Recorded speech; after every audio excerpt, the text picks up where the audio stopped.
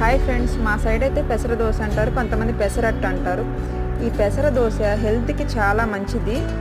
Weekly once అయినా తినండి, చాలా హెల్త్ బెనిఫిట్స్ ఉన్నాయి.